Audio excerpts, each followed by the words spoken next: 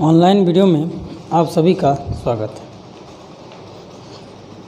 आज जिस टॉपिक को हम आपके समक्ष लेकर आए हैं उस टॉपिक का नाम है त्रिभुज के क्षेत्रफल का प्रमेय। यह प्रमेय है त्रिभुज के समरूप त्रिभुजों के क्षेत्रफल का अनुपात संगत भुजाओं के अनुपात के बराबर होता है।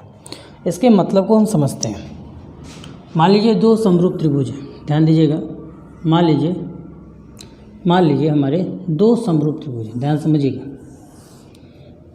दो समरूप त्रिभुज हैं, एक आपका ए है, एक आपका बी है और एक आपका सी है। इसी तरह एक और समरूप त्रिभुज है, एक आपका पी है, एक आपका क्यू है और एक आपका आर है। समझिएगा हम क्या कहना चाह रहे हैं। एक समरूप त्रिभुज ए है, बी है, सी है, पी है, क्यू है और आर है। यदि ये समरूप त्रिभुज हैं तो इनके संगत भुजाओं का अनुपात, मतलब प्रमेय को अगर हम सॉल्व करें तो हमें सबसे पहले दिया गया क्या गया है, हमें या दिया गया है या हम लिख सकते हैं हमें ज्ञात है। हमें क्या ज्ञात है? हमें ज्ञात है कि त्रिभुज ए बी सी समरूप है त्रिभुज पी क्यू आर के। त्रिभुज ए बी सी समरूप है त्रिभुज पी क्यू आर के, ये हमें ज्ञात है।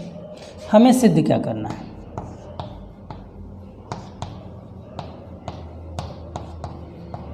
हमें सिद्ध करना बेटा कि किसी भी संगत भुजा, अगर हमने समरूप त्रिभुज ए लिया है तो ए के बराबर कोण पी माना होगा, बी लिया है तो बी के बराबर क्यू माना है, ठीक, और सी लिया है सी के बराबर आर को माना हुआ है, ठीक। अब ध्यान दीजिए, सिद्ध हमें करना है कि संगत भुजा। अब संगत भुजा में मतलब क्या है? हमें सिद्ध करना है क्षेत्रफल त्रिभुज ए बी सी बटे में क्षेत्रफल त्रिभुज पी क्यू आर। ध्यान समझिएगा हम क्या बताना चाह रहे हैं। क्षेत्रफल त्रिभुज पी क्यू आर, ठीक है, और क्षेत्रफल त्रिभुज ए बी सी क्या है बेटा? कोई भी संगत भुजा ले लो। पहला संगत भुजा कौन है बेटा? ए बी बटे में पी क्यू का स्क्वायर ले लो, उनके वर्गों का अनुपात करके उनका वर्ग कर देना। या ये इसके बराबर होगा, या तो ये बी सी अपॉन में, या तो ये बी सी अपॉन में क्यू आर के बराबर हो, क्यू आर के स्क्वायर के बराबर होगा, या तो ये ए सी बटे में ए सी के संगत कौन है बेटा? पी आर के स्क्वायर के बराबर होगा। मतलब इनका कहने का मतलब है कि ये जो त्रिभुज हमने लिया हुआ है, इन त्रिभुज, अगर ये त्रिभुज समरूप हैं, यह त्रिभुज है यदि समरूप है तो इनके भुजाओं के वर्गों का अनुपात बराबर होगा। यहाँ पे हम एक काम करेंगे, रचना करेंगे। क्या करेंगे बेटा? रचना हमने किया क्या? ए से एक लंब डाला ऐसे, इसका नाम रख दिया ए एम, और एक लंब पी से डाला, इसका नाम रख दिया एन, ठीक।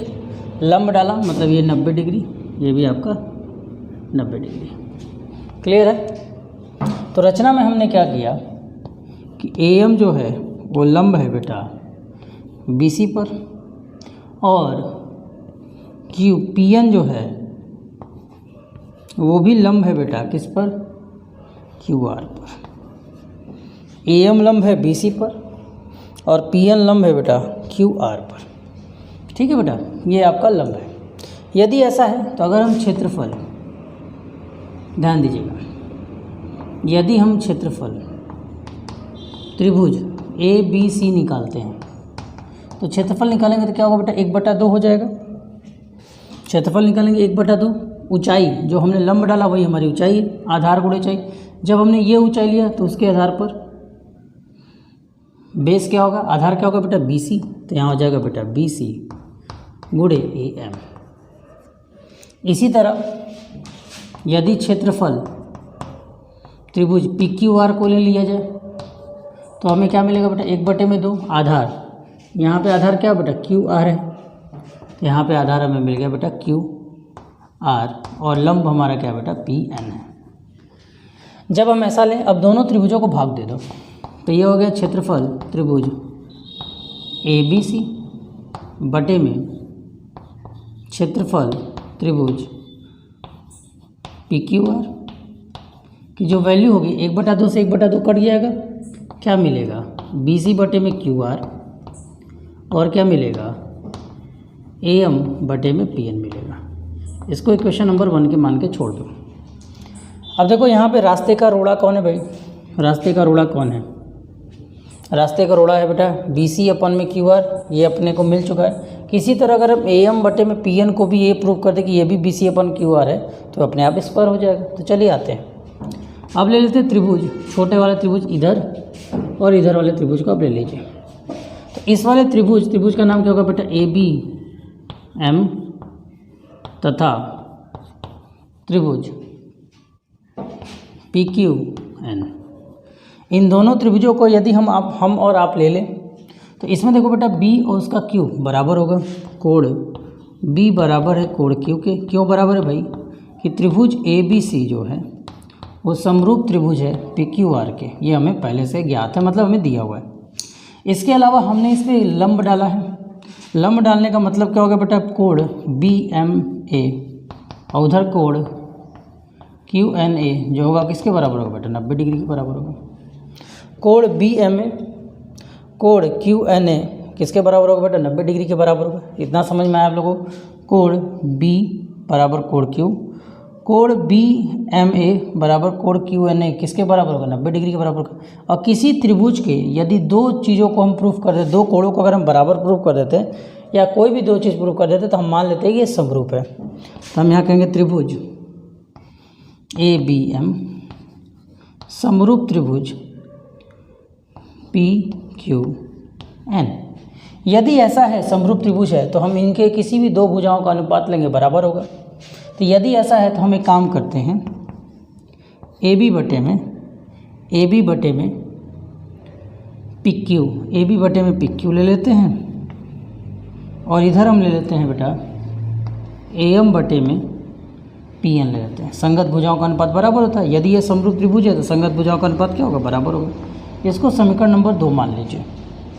अब ध्यान से देखिए, जहाँ तक हम लोग जानते हैं, क्योंकि प्रश्न में जो प्रमेय दिया है उस प्रमेय में क्या बोला है कि हमने माना है कि त्रिभुज ABC जो है वो समरूप त्रिभुज PQR के बराबर है। यदि त्रिभुज ABC और त्रिभुज PQR आपस में बराबर है, ध्यान समझिए हम क्या बताने जा रहे हैं। अगर हम कहें कि त्रिभुज ABC और त्रिभुज PQR आपस में बराबर है, समझे, तो अरे बराबर बोल रहे समरूप है, तो इसका मतलब क्या होगा बेटा इनके सभी संगत भुजाएं, मतलब इसमें एक संगत भुजा AB के बटे में PQ बराबर हो जाएगा BC अपन में QR और बराबर हो जाएगा AC बटे में PR के। ये समीकरण नंबर आपका 3 हो गया। यदि हम समीकरण 1, 2 व 3 को ध्यान से देखें, 3 को ध्यान से देखें तो ये जब AM PN है वो AB बटे PQ के बराबर, मतलब AB बटे PQ, तो हम लिख सकते हैं कि AM बटे में PN हमने किसके बताया AM PN किसके बराबर AB बटे PQ के बराबर है। देखो यहाँ पे लिखा हुआ है ये बराबर है AB बटा PQ के। यहाँ देखो बेटा AB बटे PQ किसके बराबर है BC बटे में QR के। और यहाँ अगर आप देख लो, अगर ये बराबर है तो यहाँ अगर आप देख रहे हो तो हमें क्या पता चलेगा बेटा AC बटे में PR के बराबर है। इससे क्या पता चलता है भाई, इससे पता क्या चलता है कि अब हम समीकरण जो 1 रखे हैं तो अब 1 में AM बटे PN का मान कुछ भी रखा जा सकता है। हमारा मन करे AM बटे PN को AB बटे PQ रख सकते हैं, हमारा मन करे BC अपन QR रख सकते हैं, हमारा मन करे AC अपन PR रखेंगे। लेकिन हम क्या रखेंगे, हम रखेंगे इसको। क्यों रखेंगे, ताकि देखो बेटा BC बटे QR पहले से, इसका भी वैल्यू BC बटे QR हमने बता दिया। देखो BC बटे QR पहले से, इसका भी वैल्यू हमने BC अपन QR पहले से बता दिया है। जब BC अपन QR इधर भी है इधर भी हो जाएगा तो स्क्वायर हो जाएगा। तो हम यहाँ पे लिखेंगे समीकरण 1 व 4 से, समीकरण 1 व 4 से अगर लिखें हम तो हमें मिल रहा है क्षेत्रफल त्रिभुज ABC बटे में क्षेत्रफल त्रिभुज PQR की जो वैल्यू होगी वो क्या होगी बेटा, BC अपॉन में QR तो पहले से था, और यहाँ से जो AM अपॉन PN है, AM अपॉन PN है, देखो AM upon PN AB upon PQ के बराबर, लेकिन हम क्या यूज़ करें, BC अपॉन QR। तो यहाँ से हमने लिया BC अपॉन में QR, ठीक, क्या लिया, BC अपॉन में QR। अब अगर हम यहीं से ध्यान दें, ध्यान से सीखिए, अब यहाँ से ध्यान दें तो अब हमको क्या मिल गया बेटा, क्षेत्रफल त्रिभुज ABC बटे में क्षेत्रफल त्रिभुज PQR का जो मान हो गया वो आ गया बेटा BC बटे में QR, BC बटे में QR का होल स्क्वायर। अब जैसे ये आया, बाकी काम आप अपने आप कर लोगे। देखो BC अपॉन में QR AB बाई PQ के बराबर है, तो आप यहाँ पे लिख सकते हो AB बटे में PQ भी लिख सकते हो। BC और AB बाई PQ क्या है बेटा, बराबर है। अब तुम चाहो तो यहाँ AC बटे में PR भी लिख सकते हो, और तुम चाहो तो यहाँ AM बटे में PN को भी लिख सकते हो, क्योंकि देखो बेटा ये चारों आपस में क्या बेटा, बराबर है। तो तुम चाहो अब इन दो समरूप त्रिभुजों का अनुपात इस तरह निकाल सकते हो। लेकिन यहाँ पर एक चीज़ ध्यान दो, यहाँ पर एक एक्स्ट्रा चीज़ हमने आपको बताया, यहाँ पर क्या बेटा, ये क्या है बेटा, AM PN लंब ऊंचाइयाँ, AM PN क्या है बेटा, ऊंचाइयाँ। तो हम क्या कर सकते हैं, किसी भी समरूप त्रिभुज, ध्यान समझिएगा, ये आपको साइड बुक्स में मिलेगा, किसी भी समरूप त्रिभुज की संगत ऊंचाइयों का अनुपात भी, अनुपात का वर्ग उसके क्षेत्रफल के अनुक्रमानुपाती होता है। समझ में आया।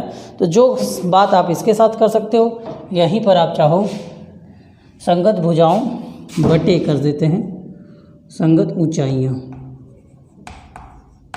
ठीक है, का अनुपात ऊंचाइयों के अनुपात के वर्गों का अनुपात के बराबर होता है, ठीक है। तो इसे आप नोट कर लें, बहुत ही अच्छा थ्योरम था। अब आते हैं, इस वीडियो को हम यहीं पर समाप्त करते हैं। अगले वीडियो में हम लोग देखेंगे इस पर आधारित प्रश्न। जल्दी से देखो, नोट कर लें।